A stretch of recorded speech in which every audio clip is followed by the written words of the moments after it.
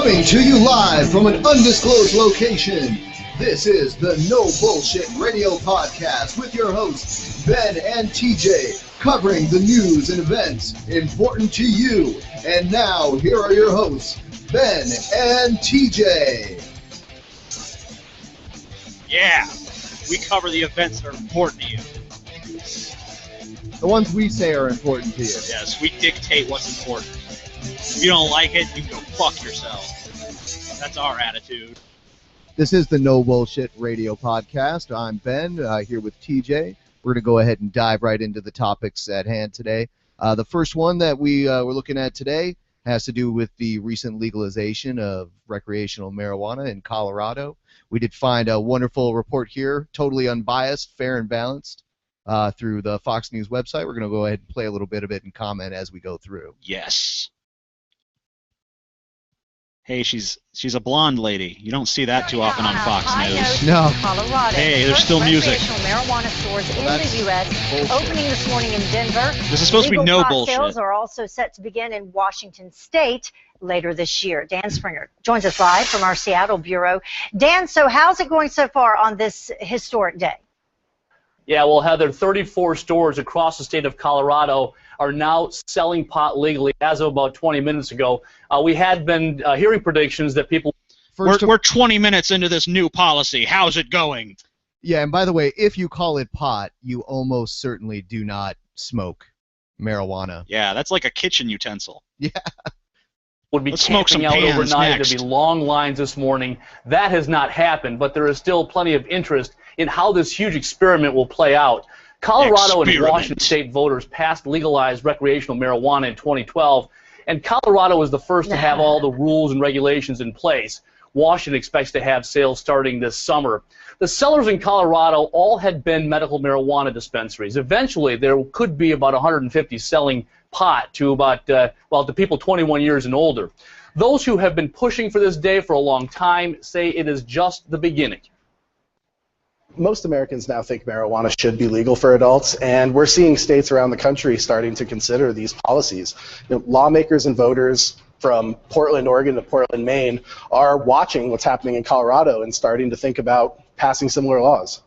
Yeah, the individual we just heard speaking here, he was at the forefront of even getting it on the ballot, and the way he represented the legalization in Colorado was not just as for medical usage, but it was actually as a safe alternative to alcohol, and that was the main way that they pushed it to get it on the ballot there. And that seemed to be the most effective approach that they took towards it. Yeah, I for one had an alcohol-free New Year's. I just, Me too, actually. I didn't have any pot, unfortunately. Yeah. But I had a totally everything free. But New I Year's. pretty much if I had pot, I would have been smoking it because pot is awesome. But I mean, I used to drink a lot. Like when I was a teenager, I was an alcoholic. I used to just drink I was not even a social drinker. I would just drink by myself. Absolutely. And I think weed has kind of cured me of the need to drink all the time. Yeah. So that's good. So I mean, that really is a legitimate way to present that.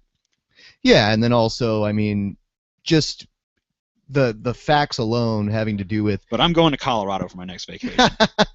Yeah, I mean, Yeah. the tourism in Colorado alone. And that guy right there, I'll suck his dick just for, helping make this legal. And just be like, hey, man, you need me to suck your dick or anything? He'll be like, no, that won't be necessary. Yeah, you want it. You know you do. I think he does. I can see it in his eyes. I can see the cock California lust. is one of those states considering passing one of those laws. Why do all these news initiative could be on the anchors ballot have the this, fakest November. looking fucking hair? Heather?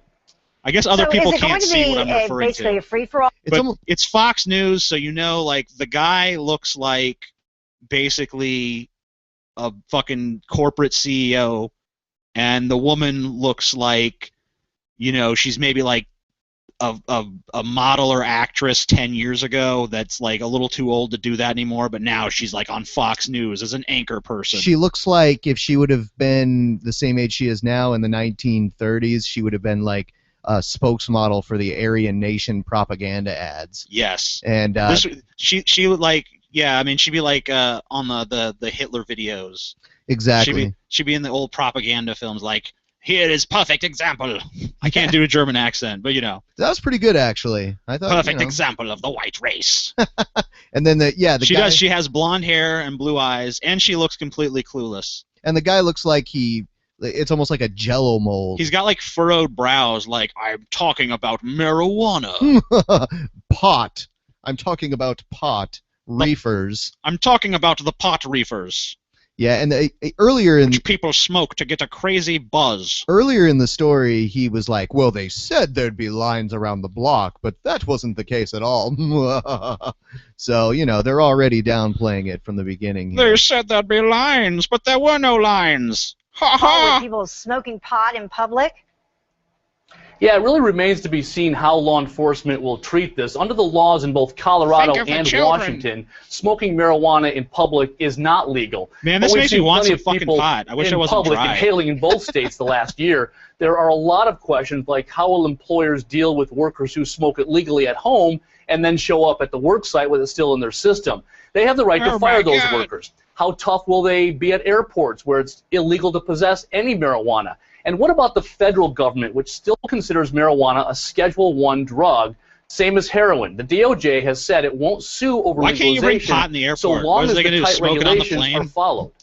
I consider take a big bong hit, like, yeah, I'm in the Mile High Club. I never heard that one before. I consider it a Schedule I drug as well, as in it's at the beginning of my schedule. Yeah, it's the first thing on my schedule. Yeah. Schedule I, buddy. They're going to be watching very closely. It's very important that the marijuana does not cross state lines, that marijuana does not end up in the airports, that marijuana does not end up in the hands of children, and that the quantities really do stay very limited. The children. Think of and the children. Another big question is how much tax revenue will this now legal pot generate for the state? Some have predicted in Colorado alone this first year it'll be $70 million to help build schools. And now that pot is finally legal in that state, we'll see if those predictions are true. Heather? All right, we will see. Thank you so much for joining us. I like how they treat it like it's this experiment. Like, what's going to happen now that people can smoke pot? It's like they already do. Yeah, and they already do. I mean, when I was in high school, pot was way easier to get a hold of. Yeah, I mean, like, I found pot a lot harder to get as an adult than I ever did when I was a teenager growing up. I never even smoked then, but, like, I had offers out the ass. Like, I could have bought it from anybody. Yeah, it's kind of funny that we're now calling it pot. Yeah, because they keep calling it pot. Yeah, so, yeah, I mean, it's... Hey, smoke weed every day. Hey, there's an unresponsive page. That's not good. Yeah. Kill that page. Yeah, basically the computer we're using to run all of our sound clips and everything is definitely a piece of shit. Yeah, it's a potato. So, it's just a potato. It's a potato with a screen. I don't have facts to back this up. We did a story earlier about the guy who did the voice of Shredder in the Teenage Mutant Ninja Turtles cartoon and how he recently died. Yeah, you can listen to that on our test broadcast. Yeah, which went pretty well. It kind of gave me high hopes, but yeah, I think high hopes because we just talked about weed. Ooh. No, I mean pot. We should just call it pan. Pan. That's our new slang. You're all hopped up on the pan, aren't you? Are you smoking the pan? I warned you. Why are you doing this to our family? You're tearing me apart, Lisa. This other article that you brought up. Yeah. Why has Republican belief in evolution declined so much? There's been a drop of more than 10 points to just 43% in the last 4 years. Well, what else has happened in the last 4 years? Tea Party. Yeah. Tea Party. I mean, come on. Obama got elected. The Tea Party fucking went into full swing, and now 10% less Republicans believe in evolution. I mean, is it really that hard to see the connection here? Not at all. And I like their choice of captioned pictures too for this article. Yeah, they have what is that, Newt Gingrich? Yeah, it's Newt Gingrich. And there's a monkey, and he's like looking away from it and kind of like, ugh. I never saw one of these give birth to a human before. Yeah. Have you? Let me ask you this, Mr. Evolutionist. When's the last time you saw a monkey give birth to a human being? You never see a crocoduck. You never see a duck-billed platypus give birth to a beaver, huh? I have, actually. I've seen all those things. Yeah. I saw, actually, that was Newt Gingrich's birth. Yeah. A big fucking gorilla. It was a male gorilla, and the gorilla ate some fucking some garbage and some dead rats, and he shit out Newt Gingrich. That was actually the origin. I think I saw that in high school. I think that was that video they called The Miracle of Life. The miracle of life. No, if you saw Newt Gingrich being born, you wouldn't have thought it was a miracle. You'd want to shoot yourself in the head. It's like the scene in Indiana Jones where they open the Ark, you know, and their faces melt. That's what would have happened. I saw Newt Gingrich being born. I remember years ago when Newt Gingrich was speaker, Connie Chung interviewed his mother, and it was. I remember. Yeah. Sorry, go ahead. I felt bad for Newt Gingrich's mother just because she had to squeeze Newt Gingrich's giant head through her vagina. Yeah, you know, and another thing, I saw, I remember when I was a kid, I stole one of my stepdad's Hustlers, and, because back then, you know, this was before the internet, so, you know, people used to have to jerk off to, like, magazines. Which was very hard. Yeah, well, so was my cock at the time. But, you know, it was funny because I remember there was a political cartoon skewering Newt Gingrich, and it was basically Newt Gingrich. He was standing before Congress, and he had his like little tiny dick in his hands, and they said that he always likes to open with a little joke. Little did I know that I would grow up to have like the smallest penis in the world, so it's not as funny now. But back then, I was like, ha, yeah, you small dick piece of shit. I didn't even know who Newt Gingrich was. I'm just like, yeah, make fun of that guy. I did rather enjoy the political ads in porno, like the political comics in porno magazines. Yeah. They're pretty funny. And Hustler in particular was great because they were so politically incorrect. I remember when Alanis Morissette was really like popular, they had all these like early photoshops of like her sucking dicks and stuff. And like they like had like photoshopped cum onto her face. And it was like, yeah, fuck you, Alanis Morissette, you're a whore. I don't even know why they were trying to skewer her in particular, but it was interesting. You don't really, you know, they were like, Hustler magazine probably was the best at figuring out what the internet would actually be like because they had that like 4chan-esque humor before I'd ever seen it anywhere else. You know, they're just like, we're just going to be totally politically incorrect and offensive because we can. Yeah, in a way, they almost had trolls that would write those weird Dear Hustler letters. Yeah, you know, too. Hustler was really, like, that was the beginning of the internet, Hustler magazine. We owe it all to Larry Flint. Fuck Al Gore. Fuck Al Gore in the ass. And put that in Hustler magazine. We did, one thing I did want to mention from the article that kind of spawned this whole Hustler magazine kind of tangent that we went on here. Yeah. They do have kind of a graph here, and they were showing the amount of Republicans polled that believed in evolution back in 2009 as opposed to 2013, and there was quite a dip there. And do they cite? It actually, the funny thing is, it actually dipped among Democrats too, though not extremely noticeably. The other thing, I saw another article where they actually also asked the follow-up question about whether or not they believed evolution was guided by God. And a huge amount of the ones that do believe in evolution, in fact, a huge amount of Americans that believe in evolution in general, believe that it was not through natural processes, but it was guided by God's hand. Which, I mean, if you know anything about science or evolution at all, like even on a layman's level, is just preposterously stupid because there's no need for that. No. That's like it's like the puzzle piece that just doesn't fucking fit. Yeah, you kind of cram it into the space that you have left there. Yeah, it's a square peg trying to go into a round hole. Yeah, yeah. Yeah, I mean, evolution is just guided by natural selection and other variables like that. There's no supernatural. Random genetic mutations, some of which happen to be useful, most of which are just benign or even harmful. But you know, when the useful ones tend to accumulate because those are the ones that help species to procreate. Yeah. And over time, incremental change takes place. I don't know why I'm explaining evolution. I'm sure most people watching this understand.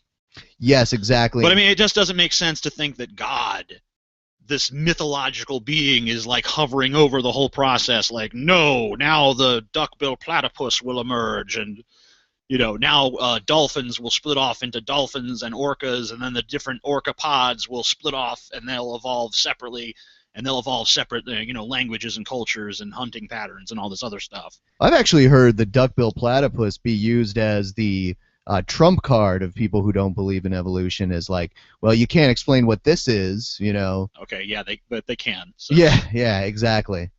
So, yeah, I mean, it's a very primitive mammal. It still lays eggs. Yes, but, yeah. egg-laying mammal. I think, if anything, that is a transitional species right there. Yeah, I mean, the fact that it's warm-blooded but lays eggs, I mean, that kind of bolsters the whole evolution thing. Yeah, they kind of say, well, that just proves that the categories that you put animals into aren't definitive categories. But well, remember, it's blurred lines. Yeah, exactly. It's rape.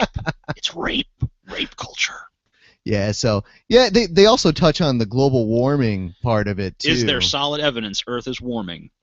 So basically, why don't Republicans believe in science? I don't know if it's so much... Did you know there was actually a poll, I don't know if you saw this, there was actually a poll that said that Americans in general are very wary of science. Like, even if you directly ask them, like, do you believe in science? A huge amount of people are like, nope, sure don't.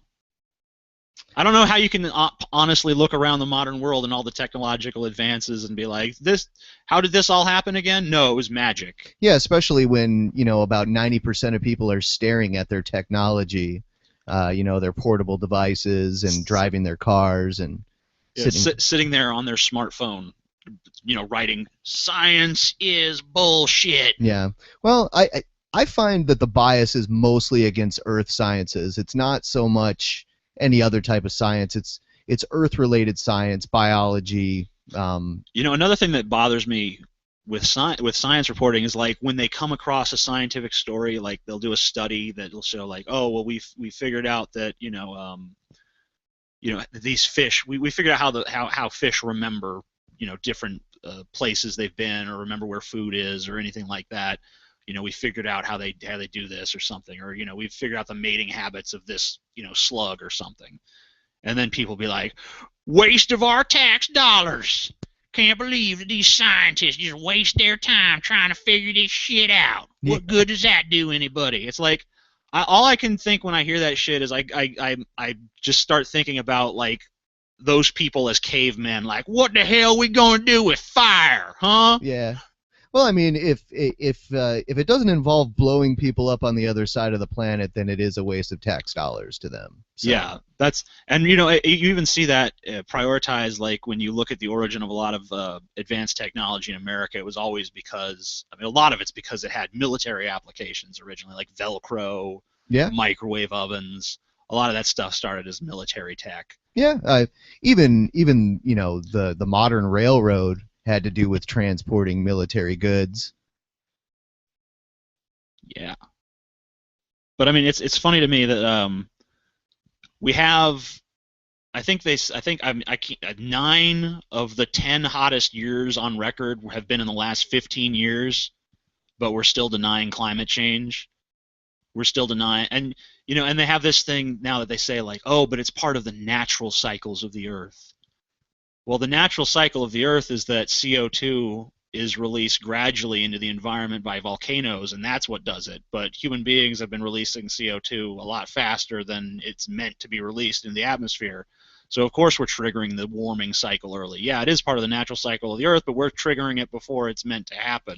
Yeah, there hasn't been an influx of volcanic eruptions. I mean, if volcanoes kept erupting and then the fucking Earth started to warm, then it'd be like, oh, well, it's because these volcanoes are releasing all this CO2, but the only thing releasing a bunch of CO2 is us. Exactly. So how do you deny that? I mean, but I guess that it's easy to make fun of Al Gore and just be like, Al Gore's a fucking liar. Look at him. He lives in a big house and uses all kinds of energy. And he claims to have invented the internet, which now we know Larry Flint and invented. He's a charisma vacuum. Yeah. He his voice alone, it sounds like he puts himself to sleep. And he actually has the squarest head I've ever seen on a human being. Yeah, it's not even just his haircut. I've noticed that, especially if you look at it from the back, which unfortunately I did watch an Inconvenient Truth, which he spends a lot of that in front of a big monitor, and you do notice his square head. It just fits perfectly. It's almost, Let's move on to this stupid fucking redneck. Okay, yeah. Duck Dynasty, Phil Robertson, Phil Robertson, that is the worst name for a redneck ever. Yeah. Let's play the video of what he said. All right. If it'll play. Come on. Might have to sit through an ad. Yeah, I'm gonna mute the ad if it comes up here. We'll see. Yeah. So I'm muting the ad really quick. In a second. Phil Robertson reminds me of Pat. I mean, just the name reminds me of Pat Robertson. Linebacker. His personality is pretty similar too. Yeah.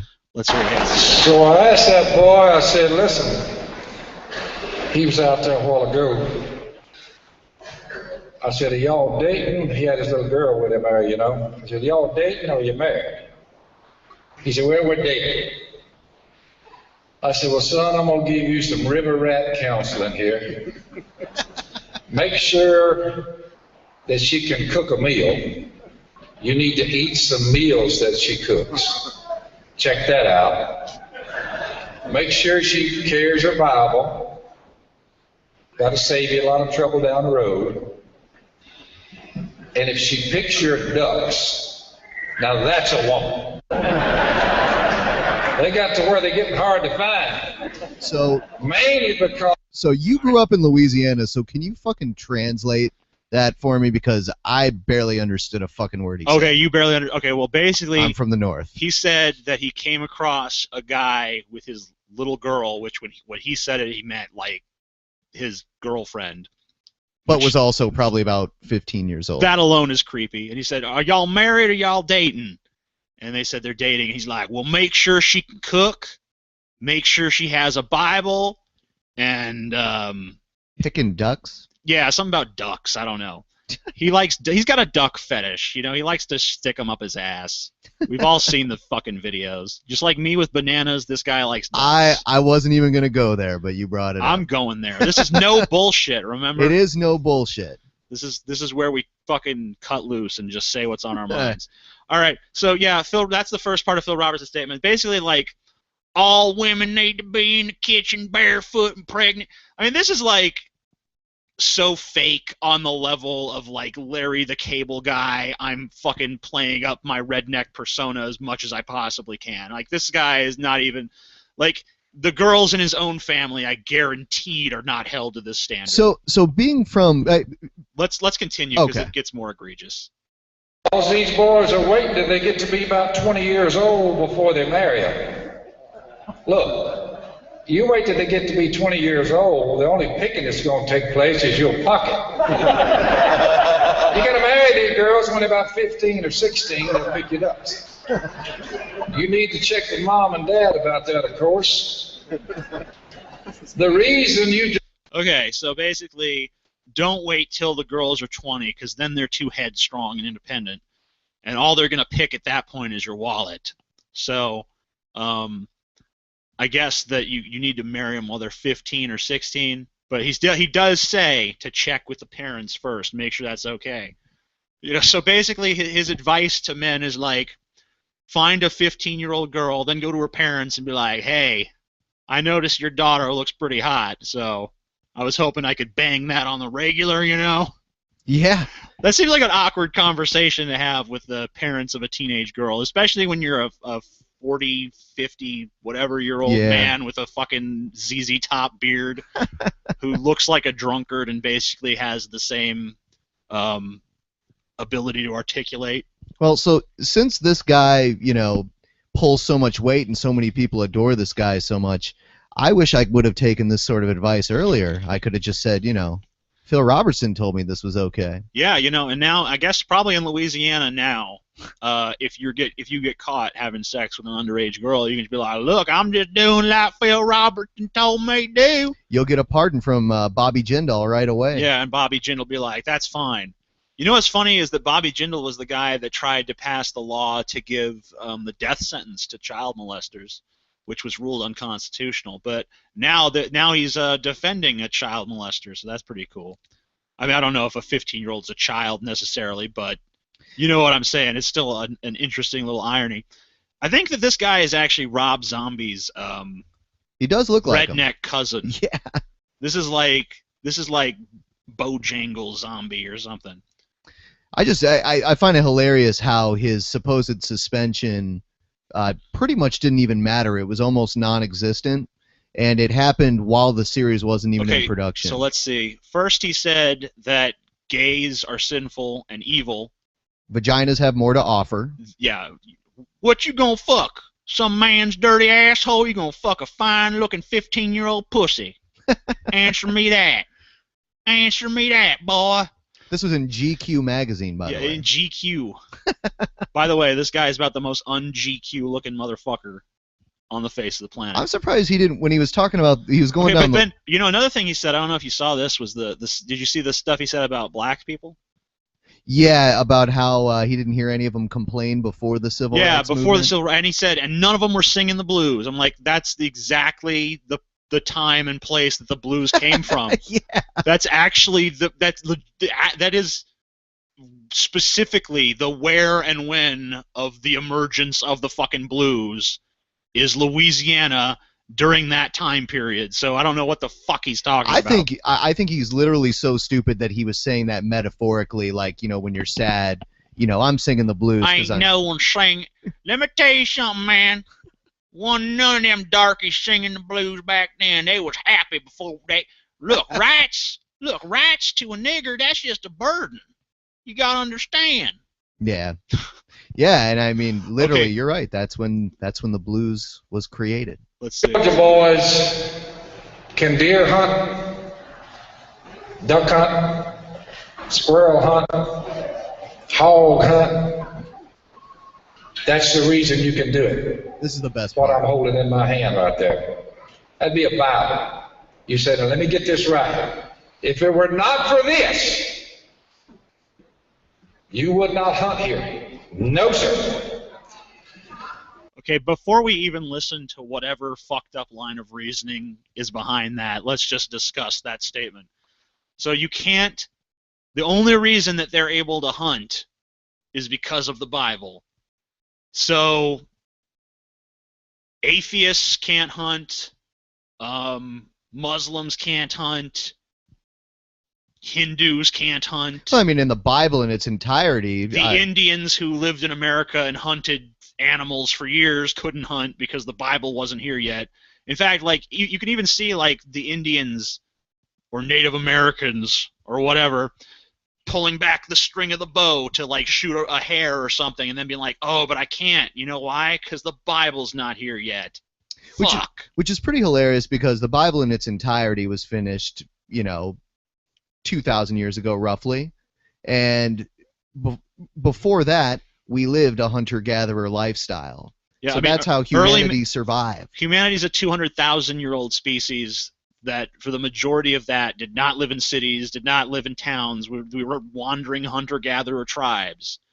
But that's impossible because they didn't have the Bible. Yeah, and that's the only Okay, so reason. now let's hear what I don't even know what line. We of didn't even reasoning. listen to this part yet. We haven't even heard this. We got this far. Here's and we a were quote, like, this is Georgia. insane. It is impossible to rightly govern the world without God and the Bible. George Washington, your first president, you know what they said? Name the capital of our country after him. You mean he's standing on God and the Bible? Let's name the capital of our country after him. And that's what they did. They erected a huge monument in his honor. Standing there right now. Looks like a penis. Washington, D.C., the Washington Monument. Washington had a huge cut. That top aluminum capstone, it says in Latin, Los Deo. Praise God. So I didn't really hear anything that would explain the statements about, like, you can only hunt because the Bible. It just, first he said you can't hunt without the Bible, then he said you can't govern without the Bible. So how does that work? I really, you know, listening to him talk kind of reminded me of the time when I went back and listened to a bunch of Charles Manson's parole hearings. Just a bunch of strange, cryptic, I don't even know how to explain it. Just like totally enigmatic gobbledygook. Yeah, of a clearly mad man. And that's just basically what I heard here. And you can even look in his eyes and see the insanity. Yeah. Like, he has the crazy man eyes. You just look at him, I'm gonna fucking... He looks like the kind of I mean, and you know he's raped men before. Let's just say that. Let's just put that out there, that this is obviously a man who has sodomized other men non-consensually. Because he has that Deliverance vibe going on, for sure. Squeal like a pig. He did mention hog hunting. Squeal like a pig, boy. Squeal. Yeah. Squeal real nice.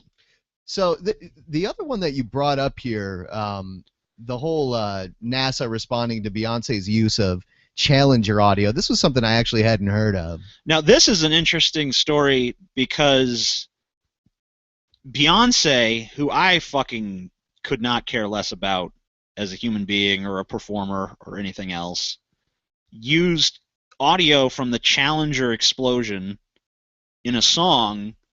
And apparently, some people are offended by this, and I just started to think about, like, how many movies have I seen that used footage of, like, the Nazis, you know, for artistic effect, even for, like, just like cheap scale. Like, it's totally acceptable to have, like, the Nazis as the villains in any cornball movie that you want to come up with. No one says, like, oh, that diminishes the suffering of Holocaust victims or something. No. And I mean, like, I don't see how it's off limits to use historical audio from an important event in American history, you know, in a song. I don't see how they can possibly say that's wrong or disrespectful. Yeah, just the beginning of the article here. It says NASA officials say the Space Shuttle Challenger disaster should never be trivialized in response to a new song from Beyonce that features an audio sample recorded just after the craft exploded on takeoff in 1986, killing all 7 crew members. I don't really see how it's trivializing it. Yeah, I mean, this kind of, to me, is just like, every time I scratch my head and wonder why performers today seem so ballless, why they seem like they're unwilling to do anything that's edgy or controversial, I think it's because even when they don't try to do that, people still find things that are offensive. You know, I look at the uproar on like social networks like Tumblr over the song like Blurred Lines. And now this thing with the Challenger explosion. I mean, it just seems like people are just looking for anything to be offended by. They just want to be upset. They want to be angry. They think that it just seems like a bunch of people polishing their good guy badges. Like, look how fucking morally righteous I am. Look how upset I am over what happened. I think in a way it's also a tactic that's used against. And I don't want to defend the famous people in general, but I think it's a tactic that's used to humble people like this too, because obviously this generated an apology, if not from Beyonce directly, then her people. Yeah, she said, "My heart goes out to the families of those lost in the Challenger disaster. The song XO was recorded with the sincerest intentions to help heal those who have lost loved ones and remind us that unexpected things happen. So love and appreciate every minute you have with those who mean the most to you."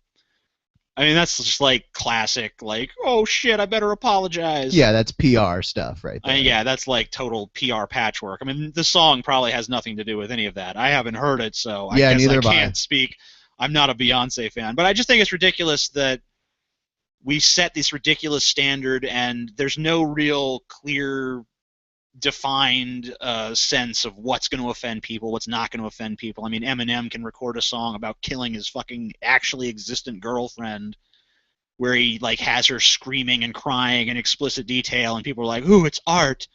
He's an artist because he's a tortured soul. But Beyonce uses a clip from a fucking this space disaster, which she probably didn't even know was being used because it was probably just some producer that decided it sounded good there. Yeah, she just goes into a booth and sings. I mean, that's really like probably the extent of her involvement in any song that she's, singing or, she slaps her name on. I mean, she's a brand. They're not letting her call all the shots. Yeah, I think there's a double effect here. There's people there's the media itself just trying to get a news story out of something. This really isn't a news story. at all. And then there's, of course, the ability to bring people who seem untouchable, people on the A-list, like Beyonce and those like her, being able to bring them to their knees and make them kind of squalor in a way, or kind of apologize, get on their hands and knees and beg for forgiveness. I think that generates. I think that's one way people stroke their egos. We're angry. Yeah. We're so upset. This is a strange story. I don't know if we'll have that much to say about it, but I thought it was interesting. This is happening in Sacramento, California. Women have been accused of using stun guns on Sacramento shoppers during robberies. And I think we have a news clip, but it might not play. It's not even, the page is not even responding to me.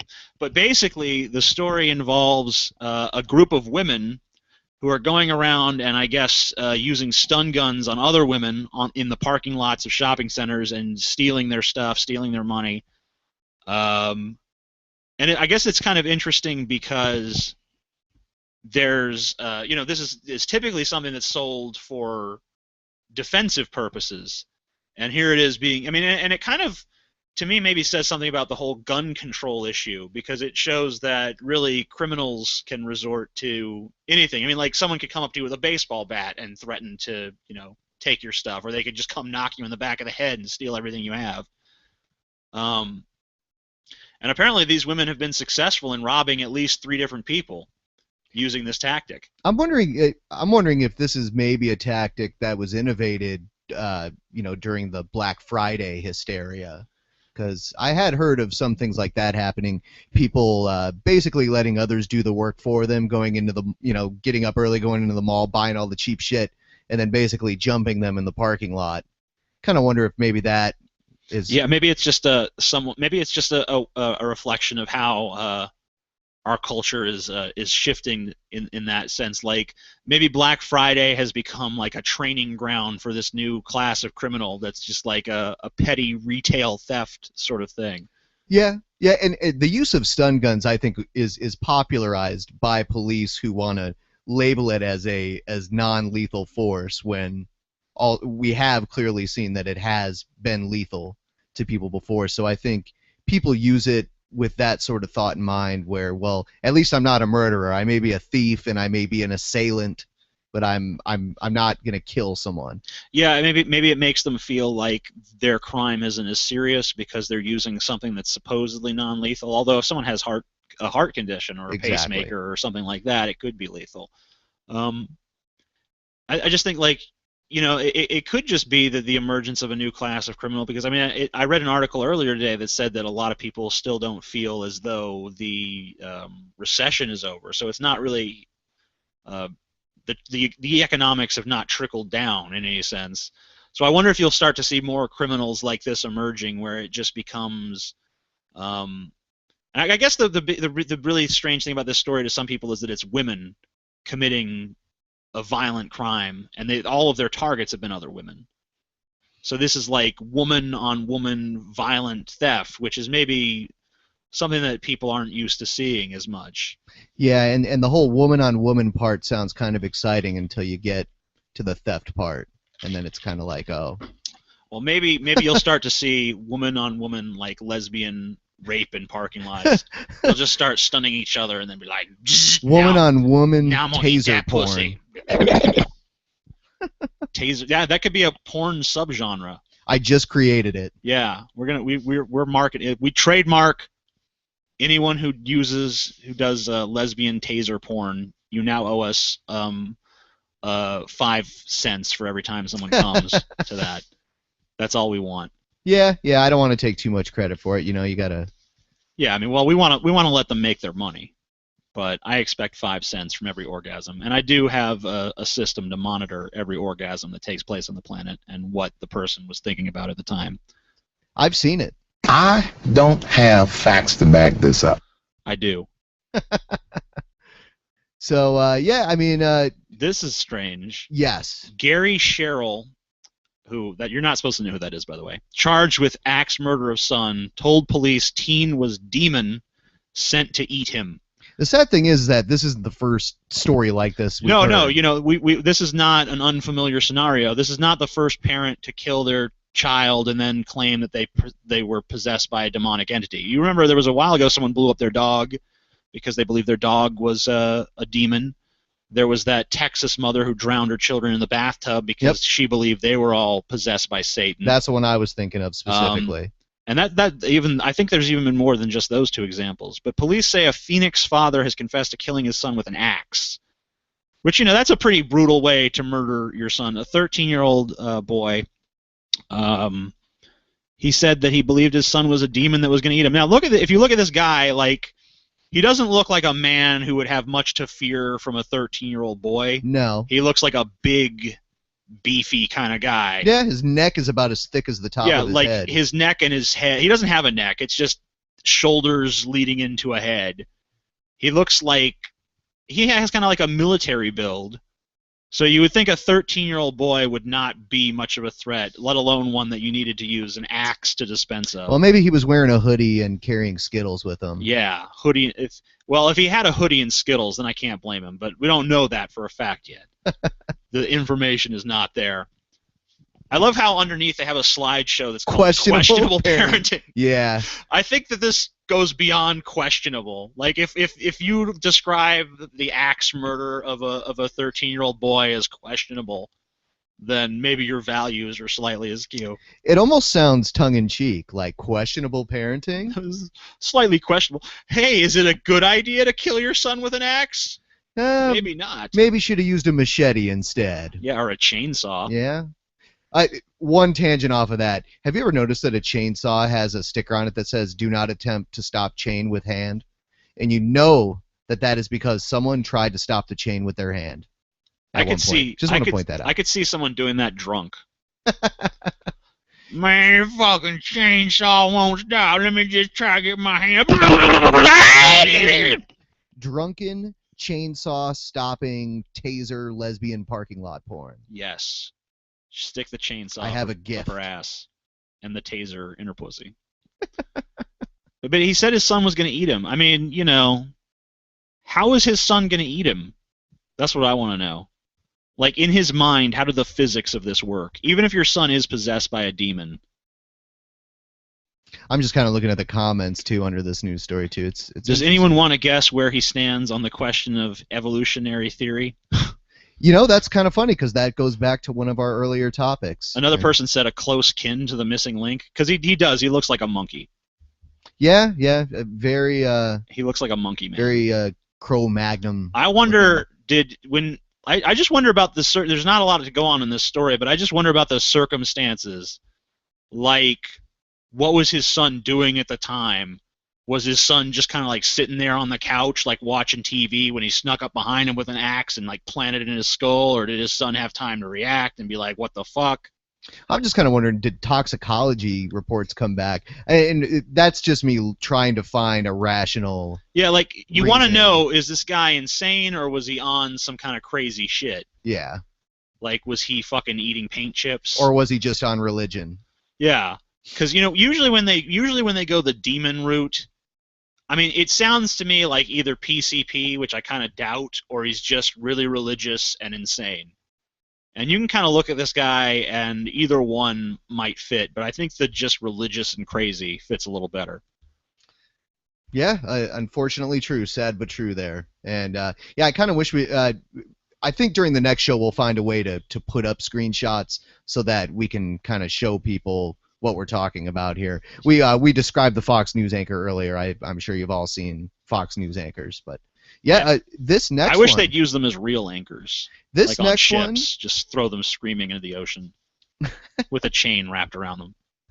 This guy kind of sounds like fun to me. Like, I kind of wish I would have had people like this in my family. This guy in this next story. And his name is Rusty Johnson.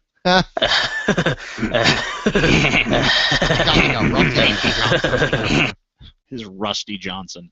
Rusty Johnson and Kim Johnson accused of forcing teenage relative to drink, smoke pot, there's that word again, pot, smoke pan, and drive. I don't know, like, I can see the kid. I mean, how do you force someone to smoke weed. That doesn't even make sense. You can so easily fake smoking weed. Exactly. There's no way to prove that you literally inhaled the weed. You could just suck it into your mouth and blow it out. A Florida couple has been charged with child abuse after allegedly encouraging a teenage relative to smoke pot, drink beer, and then drive them around Brevard County. Now I guess I can see the kid from the creators of World of Tanks. No. I guess I could see the kid wanting to not drive after drinking and smoking, but like I really don't buy that the kid was forced to drink and smoke. No. I don't buy that. Rusty Douglas Johnson, 41, and Kim Johnson, 32, were arrested last Thursday and charged with cruelty to a child and contributing to the delinquency of a minor, NBC Miami reported. Now, the name and the sex of the child has not been released, nor is the age. But they said they gave him marijuana on 4 separate occasions. Like, I don't think that the kid was forced to smoke marijuana. That's just my gut feeling. I mean, maybe they provided it for him. Maybe they fucking should have stopped it from happening. But I seriously doubt that this was like a, hey, you better smoke this fucking weed or we'll kill you. I mean, even if it was that, even if it came to that, if they held a gun to his head, there's no way to really be sure that someone actually smoked the marijuana and inhaled it. That's just... Yeah, they could have pulled a Bill Clinton. I smoked it, but I did not inhale. Unless they had one of those gas mask type things that I used to see people smoke out of all the time. I have one. Yeah, there's really no way of getting around at that time because you're either gonna not breathe or you have to take a breath. So I guess. What was there? Did they what would be the obsession with getting a teenage? Like, why would you even want to waste your weed on someone who doesn't want it? That's like, hey, you want this weed? No. Oh, well, you have to. They're almost on 4 separate occasions. They're almost positioning it as if they needed someone to drive them around, but it's worse to get caught driving around drunk and high as an adult than it would be to get caught being driven around by an underage kid that you gave the alcohol and weed why to. would a 41-year-old and a 32-year-old force a teenager to drive them around? I don't know. There's a lot of questions. There's a lot of the story just doesn't add up. But the thing about it is, though, the only thing that kind of does make me question the story is that if you look at the guy, once again, I wish we could put up pictures, but like the dude has textbook I'm a crazy motherfucker eyes. Like if this guy cut you in line and you tapped him on the shoulder and he turned around to look at you, you'd just be like, oh, never mind. I'm just going to drop this because this dude's obviously fucking nuts. Is this a video? I think it is. All right, let's see if it plays here. Okay, Tony, I'm going to kill the ad. blank. Kill the ad. Yeah, we're giving away free ad space. So if we, if there are any real advertisers out there, we'd like to give that time to you. Yes. We want your ads. We want your aids. Yes. Give us your aids. Come on, hold down, yes. Is it another one? No, this is just a clip from Big Daddy for some reason. I guess that this is being used as a... Oh, okay. Influence on an unidentified teenager who was said to be related to the pair and under their care. According to reports, Rusty and Kim Johnson from Rockledge, Florida, forced the adolescent to drink alcohol and smoke marijuana. I like the music. The beer and cannabis binge occurred within a 2-day It's period. very peppy. During that time frame, the couple allowed the teen to drive a vehicle without a license and while high. And now they're saying The allow victim later told him to drive a investigators vehicle. all of them hallucinated while Yeah. The headline says They're saying forced. all of them hallucinated while smoking pot? Must have been some fucking strong pot, man. And by Some the strong pan. By the way, they showed about a 10-second clip from an Adam Sandler movie at the For beginning. no reason. Who the fuck made this story? This is Huffington Post. Usually they have a little more credibility. I don't really know what's going on there. No, it was a clip from Big Daddy. I don't know why. It had nothing to do with it. Okay. It was Adam Sandler teaching the kid to like throw sticks at people. I don't know what that has to do with this story. I missed the part in Big Daddy where he has the little kid drink beer and smoke weed and then drive him around town. Yeah, that would have been funny though. Yeah. That actually would have made that movie worth watching. To see that little kid just get high and drunk and drive a car. I wipe my own ass. All right. Yeah, well, it'd have been funnier if Adam Sandler legitimately was a bad guardian, and instead of like like he's rough around the edges, but eventually he figures it out. It'd have been funnier if the kid had just like ended up dead at the end of the movie. You just close the movie with like the kid's dead corpse and Adam Sandler just being like, "Whoa, this is like too intense, bro." Yeah, he'd be like, "Oh, it's too intense," like the same character that he plays in every movie. Yeah. While smoking the marijuana, which they reportedly did on 4 separate occasions. The team claimed to feel heavy pressure from the Johnsons to take part in their boozing and drugging sessions. It was heavy pressure. I mean, I think it's just a case of this kid was with some really basically his cool uncle and aunt that let him do all kinds of shit. Pretty much. And then once the jig was up, he was just like, "They forced me." He was feeling heavy pressure from their Johnsons. He was feeling heavy pressure from the Johnsons. The Johnsons were pressuring him on all sides. Yeah, from all angles, from all orifices. So bad, the victim contacted another family member. Once alerted of the situation, that relative forwarded the story to police. After cops did some probing, 41-year-old Rusty and 32-year-old Kim were arrested probing and the charged Johnsons, with contributing to the delinquency of a minor and child abuse. The Rockledge police chief stated, "It's troubling that relatives would think it's acceptable to provide an underage person the substances they provided them." Brought to you by Geo Beats. Was that the music in the background? I don't know. I guess it was. Because DJ that was some Tiesto. peppy ass music. Yeah, for a story that was supposed to be so serious, and there was a lot of dick innuendos in there too. He was getting probed by the Johnsons, putting pressure on the Johnsons.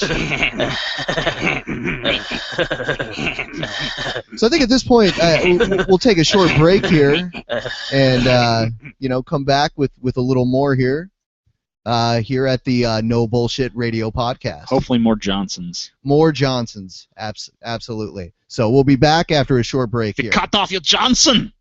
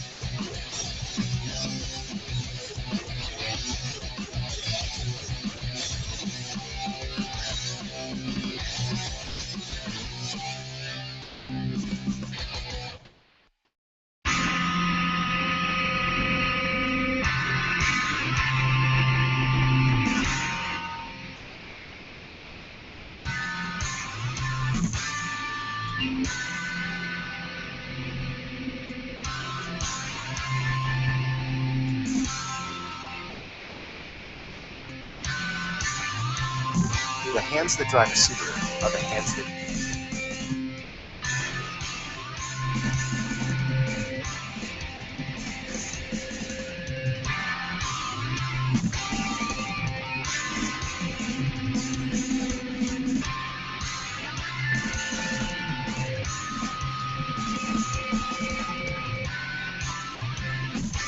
All right, so we're back here at the No Bullshit Radio podcast. Sounds like some bullshit ads are playing again from our stupid-ass computer. We're going to call the computer's official name is Stupid Ass. You know, I'm wondering if it might be this thing right here, which... That's why we created the Share the Love event. Yeah. Get a great deal on a new Subaru. Close it. And we'll donate Nope. $250 to... I'm gonna kill it here. We gotta, but don't our viewers, our listeners want a new Subaru? Yeah, and... We're giving away a new Subaru! Oh, too bad. It's already been given away. Oh, fuck. You guys didn't act fast Yeah, enough. it said act fast. So. Douchebags. There are a few more stories we were going to cover here.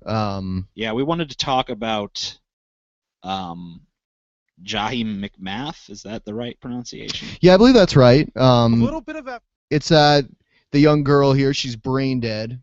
Her family seems to think that for some reason, as long as her heart is still beating, that she's not brain dead. It was something I touched on during a test run of the show that I was doing the other day.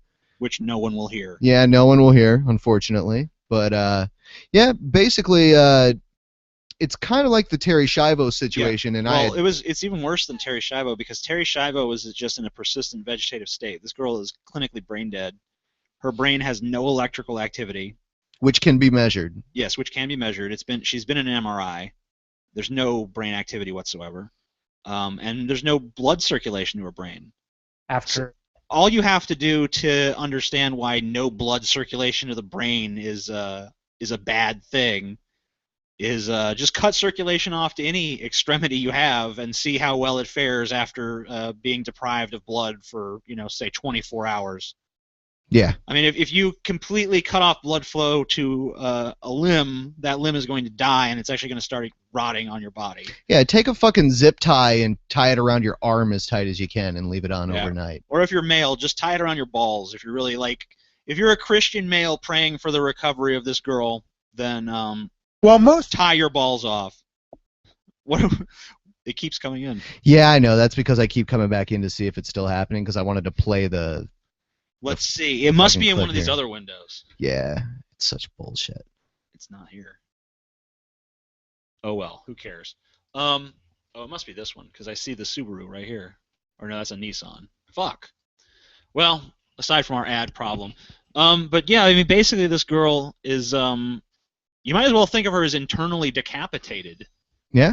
I mean, this is basically a headless body at this point that people are trying to get a mythological being to come down from on high and bring this girl back to life. Which, by the way, if the mythological being was there and cared about her in the first place, he probably wouldn't have killed her brain.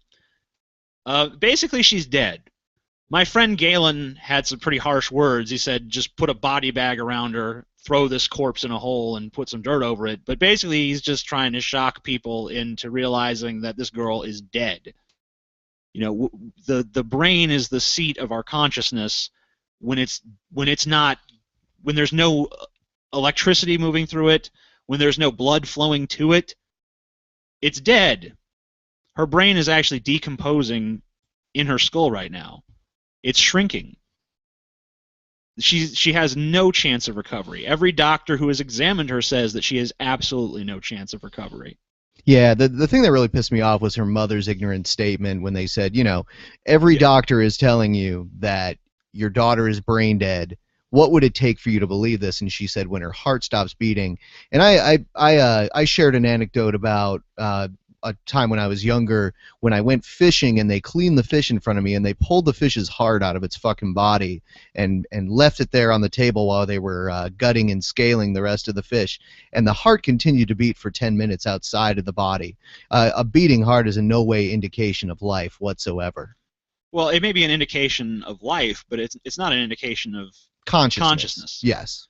I mean, you could have. I mean, you know, if you can set things up to where you can keep a heart beating on its own, outside of a body. You know, so does that mean if this girl was just a corpse, but her heart was still hooked up to a system, there would still be some hope?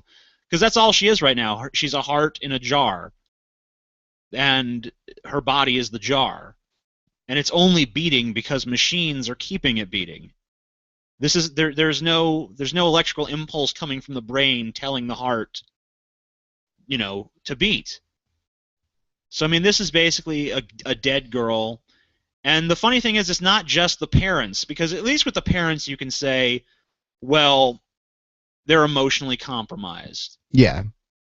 But it's not just the parents. If you look at the comment sections, anywhere where the story is being discussed, you see plenty of Christians saying that they're praying for this little angel, and you know, that they believe that God is going to intercede. They believe that God is going to come in the last moment and save the day. And by the way, if you believe in God, what are you trying to save her from exactly?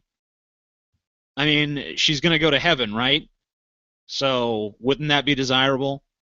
I mean, if anything... Hey, where's Rudy? Where is Rudy? Jesus fucking Christ. If anything, I would think that if you believe in theology, I mean, I would think that having someone be brain dead here on Earth would almost trap their soul in some sort of fucked up purgatory. I mean, if I was religious, I'd want to let them go. I'd want to let them go up to heaven and be with God. But apparently their faith is so strong that they believe that God is going to intercede, but it's not so strong that they actually believe that their daughter is going to go to heaven. Yeah, when I had first heard this story, it reminded me of the Terry Schiavo situation, just because the whole conservative backlash about it.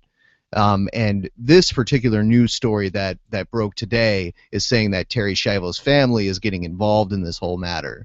Yes, they after years of being out of the spotlight, they see their opportunity to step back in and say, you know, what happened to Terry was wrong. The only thing that was wrong about what happened to Terry, and you actually mentioned this in your broadcast, is that she was just allowed to starve rather than just being humanely euthanized. Yes, we're more humane to animals that are dying than we are to human beings. Human beings, we have to let them, we can't play a hand in their actual demise. We have to just let them die, either by letting them suffocate, by pulling the plug on their respirator, or by, you know, pulling their feeding tube. We can't simply give them a lethal injection. And the funny thing about that is that it's almost completely because of religion, right? I mean, there's no, like, if you ask a human being their personal feelings on it, most people, if they're, you know, have severe dementia or Alzheimer's, or if their mental faculties have been completely compromised. I mean, I was actually in this situation myself, where my dad, after his heart attack, they basically told us, you know, he might survive, it's possible, but he's going to have severe brain damage. And I thought to myself, you know, well, that's not what he would want. And we were able to, you know, we were able to pull the plug, but you're not allowed to actually be the cause of death in this country, even if it would be the most humane course of action. And the reasons for that are almost entirely religious. Yeah. There's very few people that have a secular argument for why we should allow terminally ill people who want to die, why we should force them to continue living and to suffer. And you're right. We you know, if it was a dog or a cat that was suffering like that, we instantly recognize that the most humane course of action is to kill them.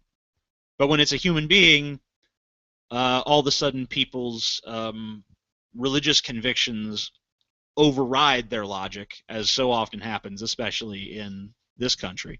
Yeah, we have a situation going on in Ohio right now where a man is on trial for murder because his wife had had a stroke that had rendered her almost to a state where she was not alive anymore, but clearly suffering. And of course he didn't have the means necessary to give her a lethal injection or something like that, so he brought his gun to the hospital and shot her and killed her. And he is now on trial for murder. And, you know, the people... And before he did it, he said, "Go ahead, Make my day. Yeah, it was a whole Dirty Harry situation there. Yeah, it was a .44 Magnum. There was very little left of her head. No, I don't know what kind of gun it was. Yeah, well, and they're basically saying that mercy is not a defense for murder. They're calling it murder. I would, if that jury chooses to convict him, then I would say that they're all pieces of shit. Yeah, and I mean, they don't know what this was a married couple. Who knows how long they had been together? I think they were older. So this could have been something that had been discussed between the two of them. It would be a complete miscarriage of justice if he actually does jail time for that. Yeah. In my opinion. Even a day, in my opinion, but... I mean, the fact that he's even on trial is offensive to my sensibilities. But, I mean, of course, the way the laws are... But I mean, it's still up to a DA to file charges, and it's clear that there's no malice here, and it's clear that this is probably what his wife would have wanted, rather than to suffer in a state of, you know, I mean, who among us would want to live on as a shell of themselves? I mean, would you want to live as a fraction of a shadow of who you are? Yeah, that's why diseases like multiple sclerosis and Lou Gehrig's disease, those sort of things freak me out a lot, because being a prisoner in my own body, to me, is one of my worst personal fears, and I would not want to go on a single day like that. So I mean, but this even goes beyond that, because I mean, like at least with Lou Gehrig's disease, you still have your mental faculties. I mean, you could still pull a Stephen Hawking and contribute something to the world. Well, of course, he's a brilliant physicist. Yeah, in some ways, for me, that would be worse. Just for me personally. Just for me, yeah. But I mean, you know, we all have our different. But I mean, like, I think pretty much no one would want to live if their brain was had a fraction of the cognitive power that it normally does. I mean, I don't think that I would want to live on if I had an IQ of 15. I don't think that most people would want to live on if they couldn't remember their friends, their family, or what they ate for breakfast, or what they were doing 5 minutes ago, or even have any sort of awareness, or even an ability to do things. Who the hell wants to live in a persistent vegetative state? Who the hell wants their body to be kept alive when they're brain dead? When all cognitive function has ceased, when you're basically just a bunch of organs being artificially kept alive by machines, and a brain that is deader than dead. I mean, who really desires that outcome for themselves? I mean, who would not prefer death to that? And yet, in this country, it's an issue, and it's an issue entirely because of people's religious convictions. Yeah. Yeah, and it's funny how Jesus. I mean, admittingly, before we did this show today, TJ was saying, you know, we're going to get away from religion, we're going to get away from atheism, but all of these bullshit stories that we've gone through today, a lot of the stupidity still comes back. Okay, well, yeah, look, Phil Robertson holding up the Bible, saying it's the foundation of our culture, right after condoning statutory rape. And then you have that guy who thought his son was a demon, and now you have these people who basically want this mythological being to intercede on their behalf to save their daughter, who is dead. Let's not mince words. She's not just brain dead. I mean, in any sense of a human life, it's her human life is over. They could keep her body alive for however long they could keep it alive, but it doesn't change the fact that the human being she was is dead. Yeah, and I mean, anyone in the past, like Jack Kevorkian, who was actually brave enough to do these mercy, I don't want to call them mercy killings. They were killing them, but in the end, they were being merciful and ending these people's lives in the most painless way through their medical expertise, and they were incarcerated for it. So there's no... It took them a long time to convict Kevorkian, though. Yeah. I mean, it took several trials for them to actually get a conviction. And I think the only reason they did a conviction is because it used to be in the earlier euthanasia scenarios he performed, he didn't actually personally administer. He just gave them the drugs and let them administer themselves. Yeah. But eventually he got to a patient that couldn't do that, and he had to administer it himself, and that was the crux that led the jury to convict. And I'd like to convict that jury for a crime, honestly. But I I mean, this is one of the most outrageous hypocrisies of our culture, in my opinion. I mean, it really just it's the most inhumane policy that you could possibly have. I wonder if we could play the video here without some stupid ads coming in. We're gonna try it really quick. Give it a shot. I'm gonna mute it just in case there's like a initial ad that wants to come up here. Yeah, there is one. So for the Subaru. Yeah. What is it about the Subaru that keeps haunting us? Fuck you, Subaru. Unless you want to buy ad space. Yeah. I think then we like you. We like you when you want to buy ad space, but I think that should be. We're gonna get out of here, okay? Okay, here we go. I was feeling like my daughter's life was on the, those clocks with the sand, and you just watch it go down. It's called an hourglass. Every hour on the hour, I just say, hourglass. Give her some more days, please. Give her some more days. Because I'm so emotionally drained. I'm just weak. Sometimes I feel like I can't get up. I just feel like I can't do anything. My daughter is breathing. She moves. When I go in there and touch her, she moves her whole body, her legs, her shoulders. How can you possibly say that my child is dead? Okay, I don't want to question her integrity, because I do. Okay, I'll let you do it. I mean, like, look, that's bullshit. I mean, okay, I'm sure that there's like an odd, movement here and there. I mean, there's tons of machines hooked up to this girl, keeping her alive. Her heart is being artificially kept alive. They've done scans of the brain. There's no electrical activity. None. So how can you possibly say that person's alive? The brain is rotting. It's rotting. Her brain is rotting in her head. How can you possibly say that's a living human being? I was thinking, and I didn't want to go too far. And also, I mean, like, how can you say you're emotionally drained when you're putting on a big emotional display? Yeah, it seems like someone who's emotionally drained is typically not like, oh my Lord, Jesus Christ, Lord, why? Yeah, she does appear to be relishing in it, the attention a little bit. I didn't want to. Sometimes I tread. Look, Terry Schiavo's family, we all know that they were fucking fond of the limelight. I think this woman is also fond of the limelight. Obviously I can't prove that. I can't look into another person's heart and soul and basically say, well, this is what their motive is, but it strikes me that way. And I mean, what really strikes me as horrific is the fact that what should be a tragedy has been turned into a farce. And that, to me, undermines any sort of claim that she has to this idea of, oh, well, she gets a pass because it's her child and she's emotionally compromised. Yeah. I mean, how can you possibly have any respect for someone that turns their daughter's death into this prolonged public spectacle? Yeah. I mean, I mean, for me, if I was in that position, that would be absolutely unconscionable. Absolutely. Let's see if it goes on anymore here. Oh, it's buffering. The little serpent is eating its tail. Ragnarok. Ragnarok. I don't know if anyone gets that reference. Anyone who's familiar with Norse mythology. It kind of sounded like Fraggle Rock to me. The Ouroboros, the snake forever eating its own tail, which is what this looks like to me.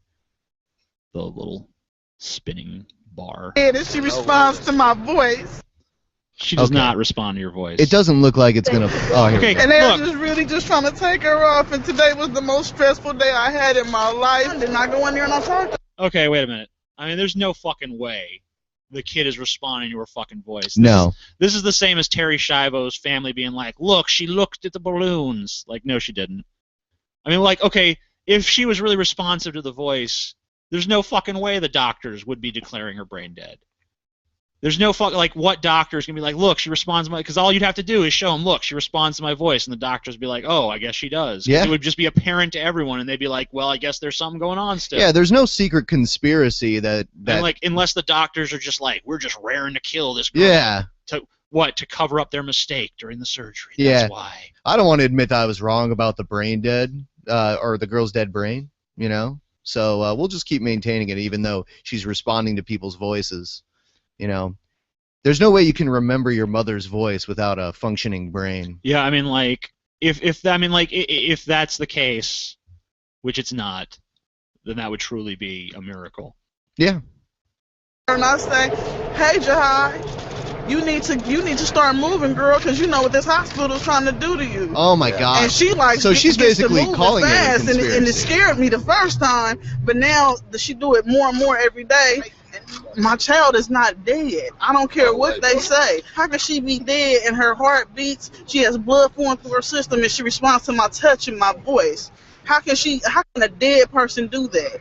She's not cold. She's not different colors. She's not a corpse up there. Okay. I think this is just like stems from a lack of understanding of human physiology and neuroscience. Yes. This is like old school, like mythical thinking to a point. Well, yeah, I mean, and that's in ancient cultures. They had people that supposedly had come back from the dead, and that had to do with that general lack of understanding. Yeah, So, like the whole zombieism thing. Yeah. Even in Haiti, till this day, people believe in zombies. Yeah, because there's drugs that can slow the heart down and make it appear that someone's dead, and then they're actually not. I mean, in this case, it really just seems like she's making this strange argument, like there's blood flowing, the heart's beating, therefore she's not dead. I'm sorry, the brain is dead. The brain is the seat of consciousness. Without consciousness, you're not a human being. You might as it's like if you're a fly and your wings are cut off, you're not a fly anymore. You know, you're a walk. But without a brain, a human being is just, I mean, they're nothing. Like we're entirely defined by the fact that we have this higher cognitive function, this ability to critically examine the world around us, and we have the most complex neural network of any mammal.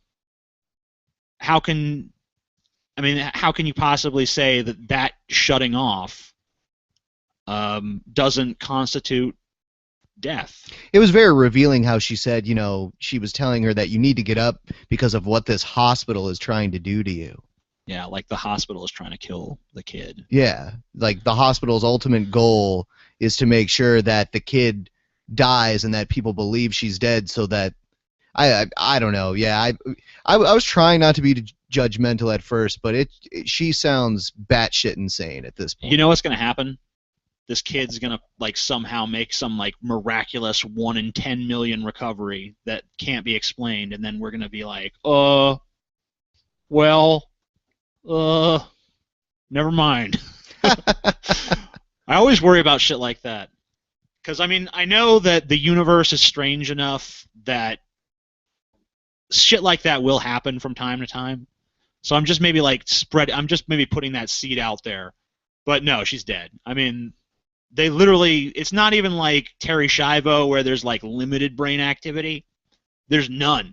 Yeah. And they said that blood circulation is cut off. They said her brain stem is basically withering.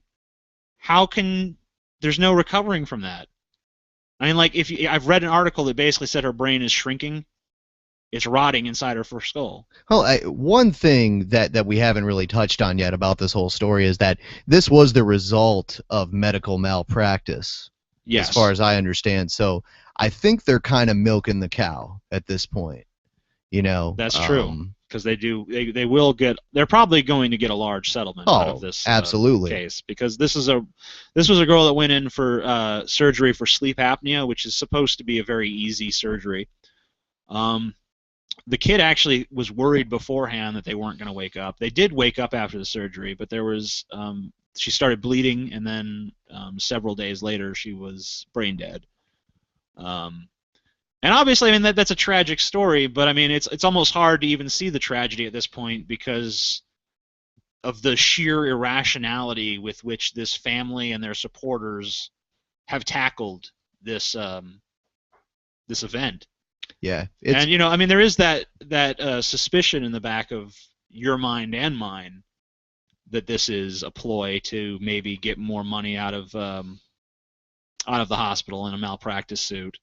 Or also to, just stand in the limelight and bask in it a little bit. Yeah, and then there's book deals, I mean, there's all sorts of things. And of course, there's also some heartfelt religious conviction behind there. But I mean, I don't really respect that very much. I don't want to come right out and say that her intent is totally malicious, but it some of the things that she said just in that little snippet there are pretty revealing about her train of thought during this whole issue, that somehow this hospital is trying to do something to her. This is some malicious intent. The doctors at this hospital did not take the Hippocratic Oath. They took the hypocritical oath, and they just want to kill their patients. Yeah. It's like a Kevorkian that doesn't wait until you're already dying. They just want to kill every patient that comes in. They're just like, I can't wait to fucking watch that one slowly die.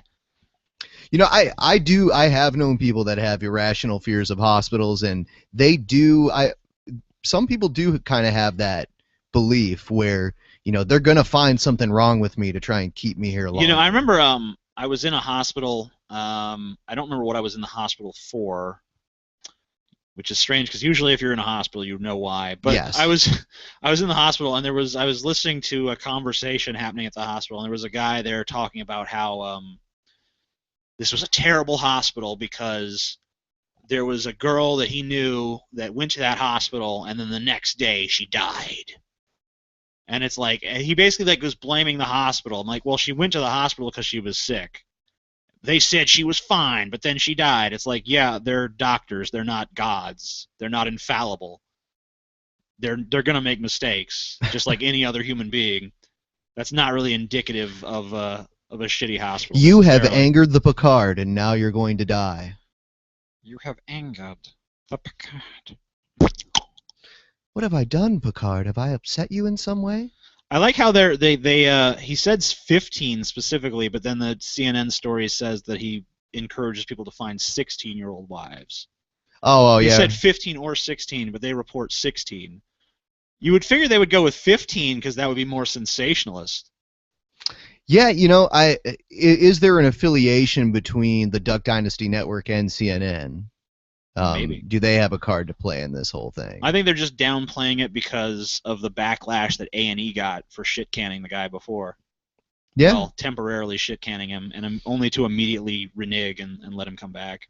Yeah, I mean, going back to that, something I forgot to say earlier, I remember the same thing.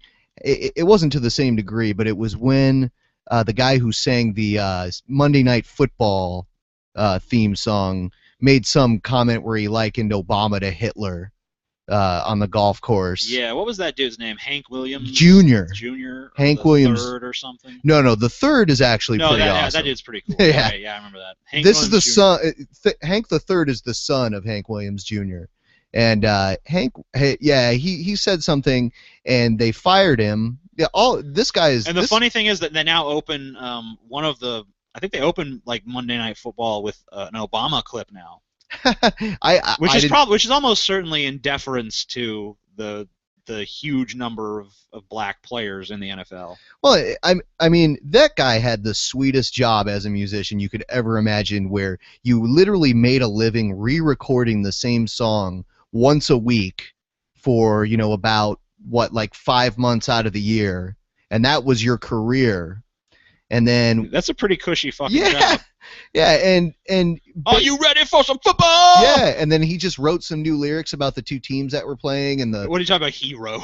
Well, I'm sure he was not writing those fucking lyrics. Yeah, I don't even. Probably know. The NFL. He just shows up, sings that shit, and leaves. But the people on the right wing at that point were pulling the First Amendment card again, with that saying that they're violating his First Amendment.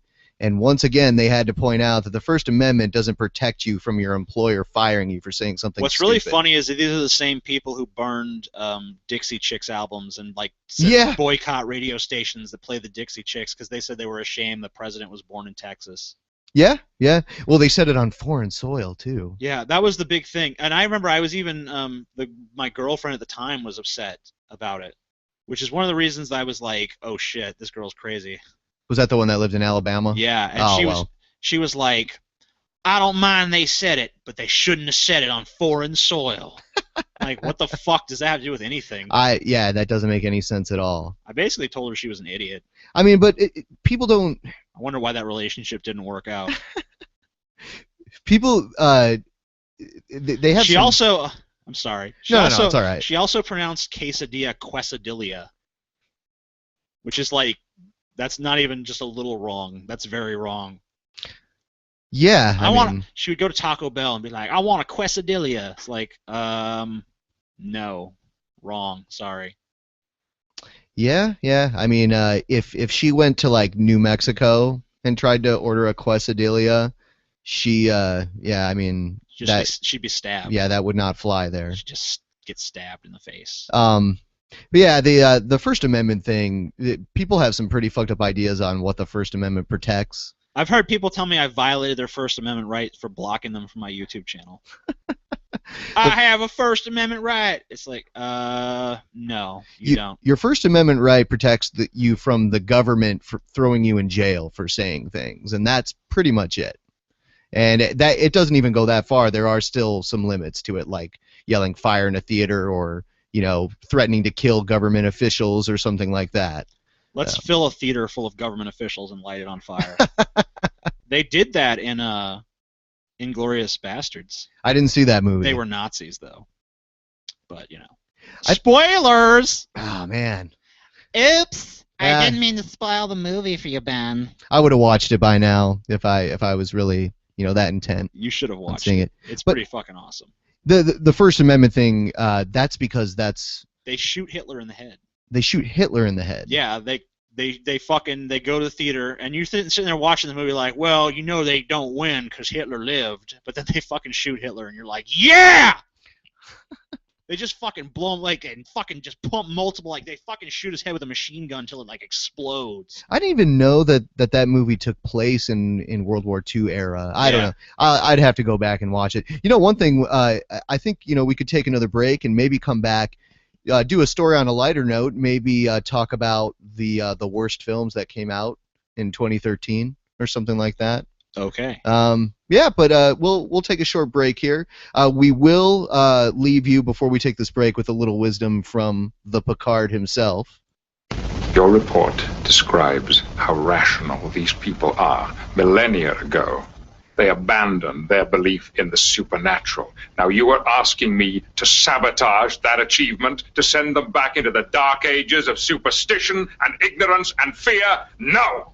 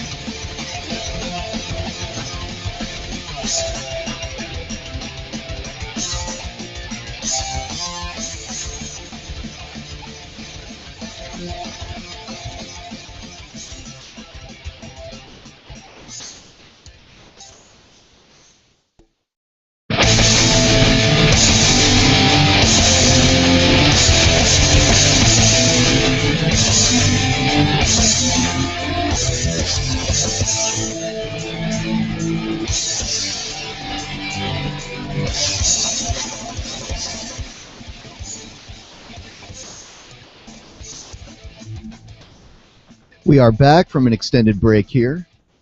Right now, we're just pulling up some information about the highest-grossing films of this last year, 2013. Yeah. Let's count down from 10. All right. Hey, there's still music. Yeah, I'll kill it here. Kill that shit. Fuck music and it's shit. Trying to manipulate my emotions with sound. That's all music is. Yeah, I'll go down through them here. Number 10. Let's talk about each. Number 10 was The Croods. You know, to be honest with you, I don't even know what that is. Is it like a Pixar? No, it says DreamWorks. That was one of the DreamWorks animations, and it had Nicolas Cage as a caveman in probably his most convincing role in a while. Yeah, I saw it. It was okay. And then number 9 was The Hobbit: The Desolation of Smaug. I would imagine, I don't know, do they count the grosses that it makes in 2014 as part of its gross? Or do they just count what it made in 2013? I don't know.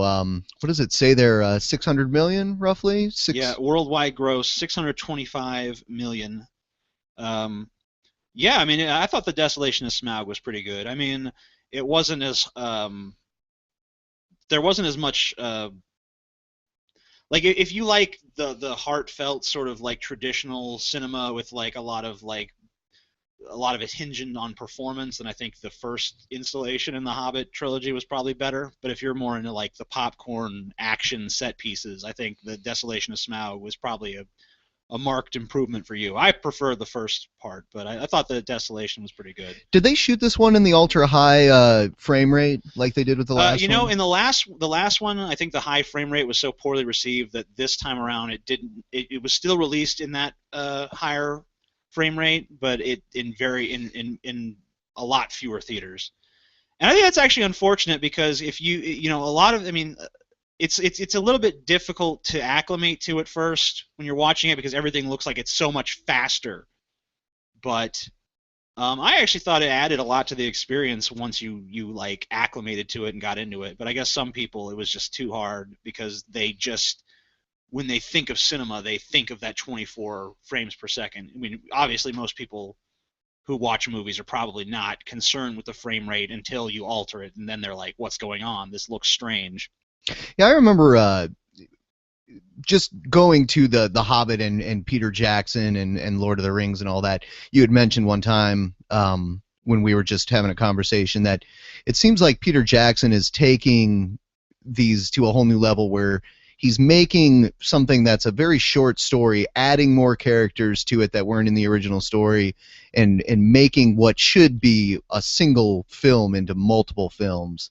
Because The Hobbit itself was a relatively short children's book. From what I understand, it was only one volume as well, too. Yeah, you know, I had that position early on, but now that I've actually seen what he's doing with them, I can kind of understand why he wanted to break them up. I actually kind of made me reverse my position where I actually wish that each part of the original trilogy had been 3 films, but then of course it would have been a 9-film odyssey, which is probably trying the attention spans of American audiences a bit too much. But I mean, a lot of the material that he added into those movies was actually derived from other Tolkien works that had, you know, and used to supplement it. But some of the decisions were clearly marketing decisions. The creation out of nowhere of a completely new character, the female elf Toriel. I don't know if that's the correct pronunciation, but then also a weird love triangle between her, Legolas, who is somehow just shoved in there. Although his presence does make a little bit more sense because he is a wood elf. Well, I mean, Orlando Bloom as an actor probably has the most name recognition in the film, aside from Ian McKellen. Yeah, Ian McKellen. So. Yeah, I don't even know the name of the guy that plays Bilbo, but I remember him from the show Sherlock from the BBC. Let's move on to number 8, Thor: The Dark World. That made 629 million. I saw that. I don't know if you saw that. No, I saw the first Thor movie. Marvel Studios, they can just crank these movies out. Yeah, and I was hoping that Natalie Portman would maybe treat the role a little bit more seriously this time around, but she's still kind of just, I'm here for a paycheck. Her performance kind of reminded me of the same performance level she gave in the Star Wars prequels. I was just gonna say something it's about like, that. okay, and I know you can act, bitch. Just come on, they're giving you a lot of money for this role, presumably. Why don't you actually put some effort into it? Thanks. But it was all right. I mean, it was a total popcorn movie. There was nothing deeper there. Thor is probably the least interesting Avenger for my money. So I mean, I wasn't like super psyched to see another Thor movie, but I was entertained. I can't claim that I hated it or anything. Gravity, of course, number 7, 653 million. That was a huge movie this year. I didn't see it. No. My wife went and saw it and gave it rave reviews, but I can't attest to anything like that. What's the basic plot summary of the film? She's in space and shit goes wrong. That's all Hey. I know. And apparently George Clooney was kind of advertised as being a very big part of the movie when actually he wasn't. So that was a lot of people complained about that. Man of Steel coming in at number 6. I don't remember exactly where I read it, but I remember reading someone say that when gray is the primary color in your Superman movie, you've made a mistake. I guess I kind of agree with that assessment. I think that the dark and serious tone works for Batman. I'm not sure that it really suits Superman. And some people say that maybe Superman is a difficult character to do now because, we live in a much more cynical age. But as far as I'm concerned, I think that's how you would play Superman, is you contrast him with the cynicism of the time we live in. You show him as an alternative. You almost do like a fish out of water story, but they didn't really do that. Instead, they wanted to do this like he's a tormented, orphan from another world. I don't know. You haven't seen that either, right? No, I did see that.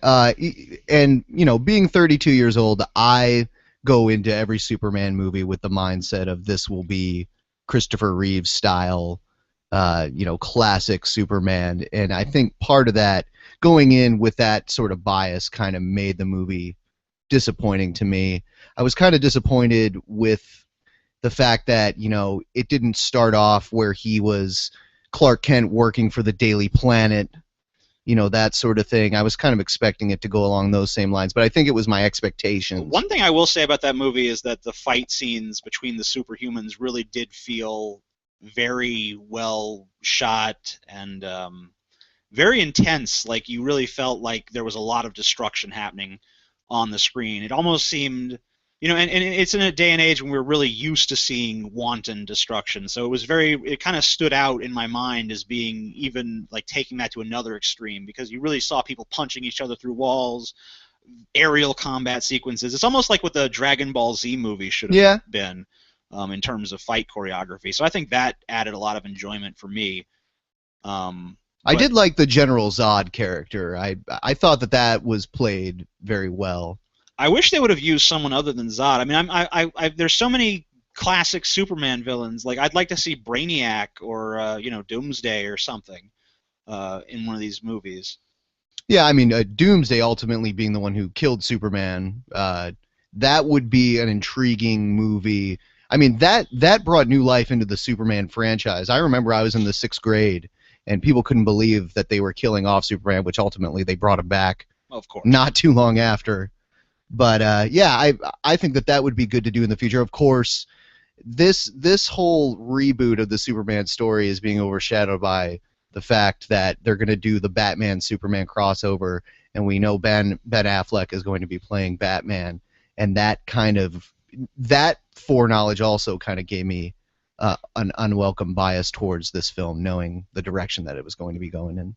Yeah, I'm hoping that Ben Affleck doesn't fuck it up, but I have no real confidence that he won't. Number 5, Monsters University. That is actually Pixar. 743 million. I didn't see it. No. It seemed to me like about the most cash-in project you could possibly do.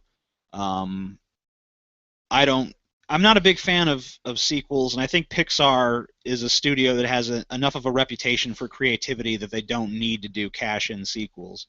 I guess that once they made Cars and Cars 2, that all bets were off. So I wish they'd be more like the Pixar from before that didn't rely on franchises but on original ideas. Yeah. Once again, I'm showing my age. Overall, with the Pixar, Pixar is very creative, and it rejuvenated the animation wing of Walt Disney. You know, Walt Disney Productions, they were doing the Pirates movies and the other live action movies. But I would like to see Disney return to traditional animation, and I don't mean drawing it frame by frame. Obviously, that's not practical. Why not? Miyazaki does it. Well, you know, cost efficiency and time efficiency. I think the last film that they actually did that was The Lion King. I feel it's a whole different art form at that point when you're doing it by hand and computers aren't leading the way. But that's how I feel whenever I see a new Pixar movie. I kind of wish for the old days of the classically animated 2D art form that made them. Yeah, well, wish in one hand and shit in the other, and see which one fills up first. I do prefer not to shit in my hand, but you know, I'll call your bluff this time. Evolution's fake anyway. Fast and Furious 6 is number 4. These movies are not only still making money, but they actually make more money with each installment. So yeah, and I can't fault them for making it. I do find the tragic irony of one of the main actors of the franchise dying in a fiery car crash. Yeah, how is that not hilarious? Come on. Yeah, I mean, like, it's okay. I'm not like glad Paul Walker's dead or something. I mean, I don't care, honestly, but you know, the fact that he died in a fiery, horrific car crash is kind of ironic and definitely somewhat hilarious. Yeah, I feel like all of the Fast and Furious movies, I haven't seen all of them, but I've seen clips. The only one I saw was Tokyo Drift. Really? You never saw the original? No. It's, you know, it feels to me like it's all, you know, 30 to 90 second clips that are all just kind of stitched together. Car chases to me in movies are usually pretty boring. So watching an entire movie about car chases, I'm not interested. Yeah, I would say using the car chase as a climactic part of the end of an action movie is acceptable, but not the whole movie being based around. But I mean, obviously, a lot of people feel differently. No. Number 3, The Hunger Games: Catching Fire. I know nothing about these. It made $797 million worldwide, so obviously a huge hit.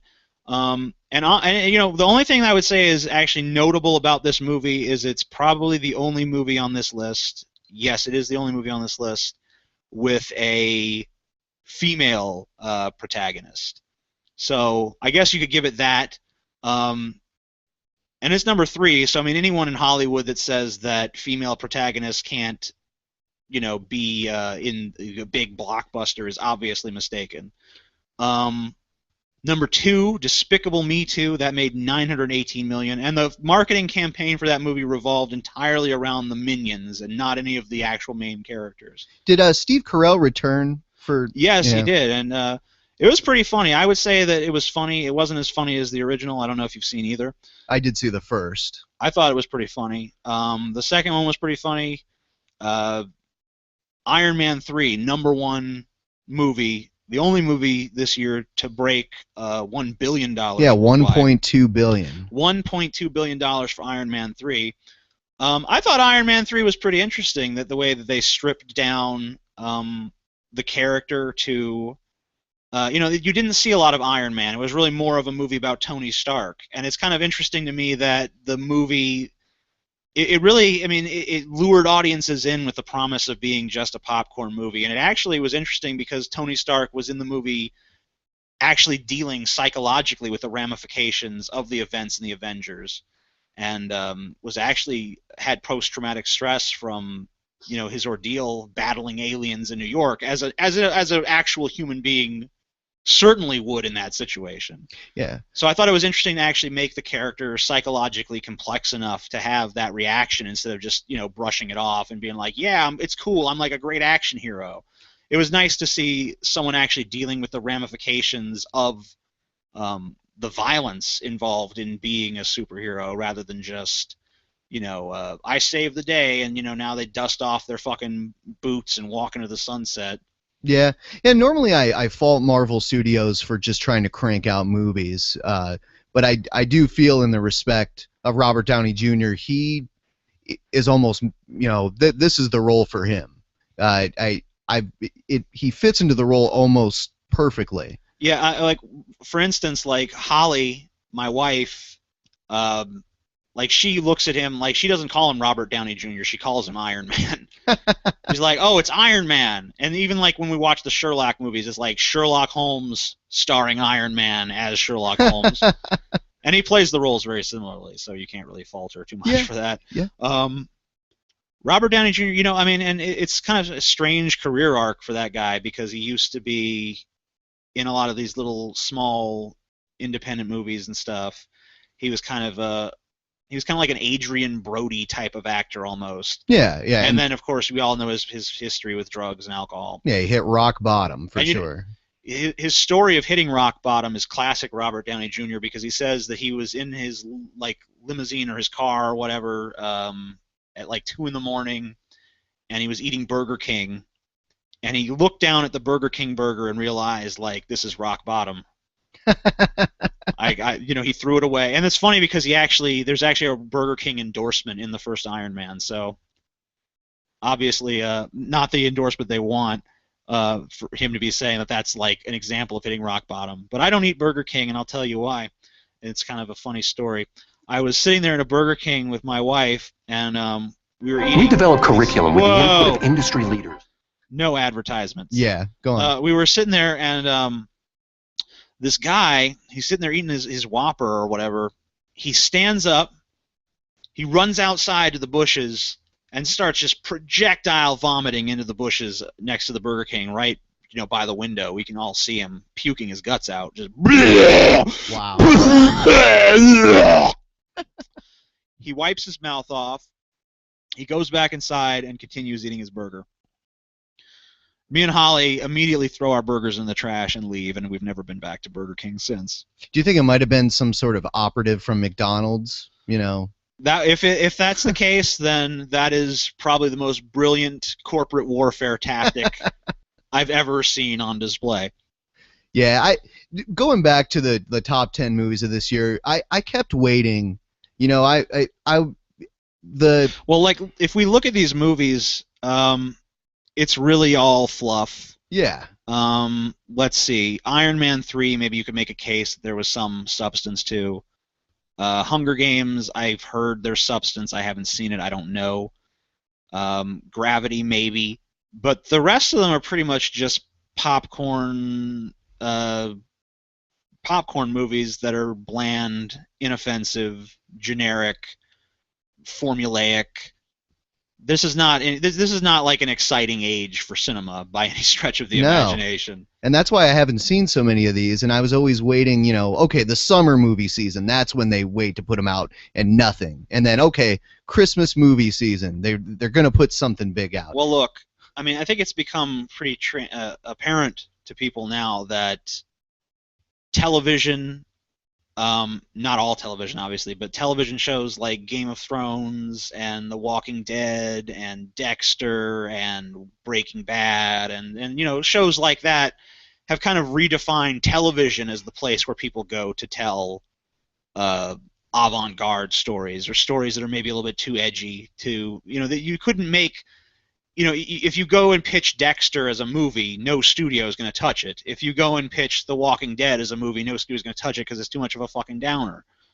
Right. It's just like, it's all about survival in an absolutely hopeless situation with no remorse, where the main characters are killed off left and right. Game of Thrones is the same way. Just they'll kill off they basically, in the first season, they lead you to believe that someone is the protagonist of the story, and then immediately kill him off, and not in a friendly, nice, heroic way, just brutal, savage death. And they kill characters like that all the time. And the stories they tell are subversive. They're sexual. They contain, they're not afraid to address the darker aspects of human nature. these movies here wouldn't touch that sort of subject matter with a 10-foot pole, and that's why cinema is no longer exciting. Yeah. You know, and video games are another platform where people can still go to see things that are a bit subversive.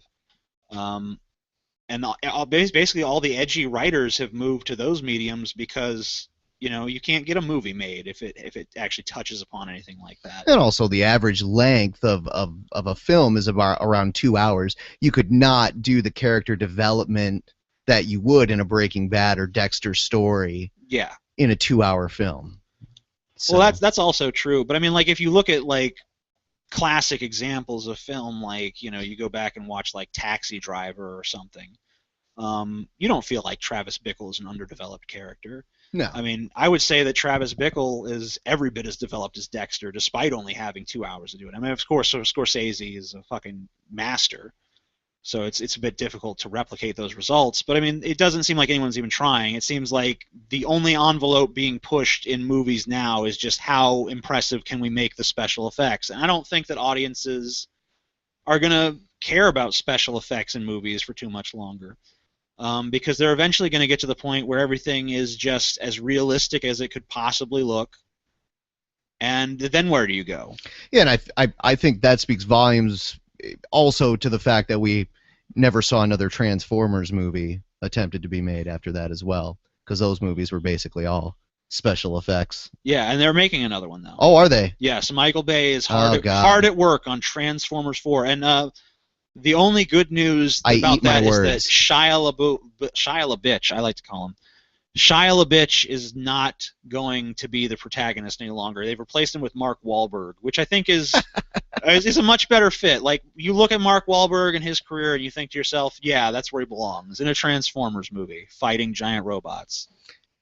Yeah, I guess... Autobots wage their war against the evil forces of the Decepticons. Transformers! I was going to give humanity some credit and say that they weren't making another Transformers movie, but I guess ignorance is bliss. You were wrong! You were wrong. Yeah. Yeah, I had no fucking clue. I guess I try to ignore that sort of thing, usually, because, yeah, it's... I don't know. I'm going to play this. It's not playing. Oh, yeah, because I had it turned down. Sorry, I'll let you play it again. Go ahead. There we go. Too many good docs are getting out of business. Too many OBGYNs aren't able to practice their love with women all across this country. That has nothing to do with what we're talking about. I know, yeah. I just wanted to play a clip. Yeah, you can play another one. There was one. If you don't have a job and you're not rich, blame yourself. I do. I blame myself. If you don't have a job and you're not rich, blame yourself. Blame yourself. I did want to play the one earlier when we were covering the story about, you know, marrying women while they're still 16. We're playing random sound clips. I think it's officially time to end the show. Yes. So I hope that you guys enjoyed it. Subscribe to this channel if you're watching this on YouTube. What is the URL for the channel? It's a good question. It's a good question. It's questionable parenting. It's youtube.com/no BS podcast. That's NOBS, and if you can't spell podcast, we don't want you. Yeah, I think you've expelled yourself at that point. Yeah, we're excluding you on the basis of your stupidity. Yeah, so we'll get some outro music going on. Thanks again for joining us for the No Bullshit Radio podcast. We will see you next time. Outro music! Outro music! Outro music!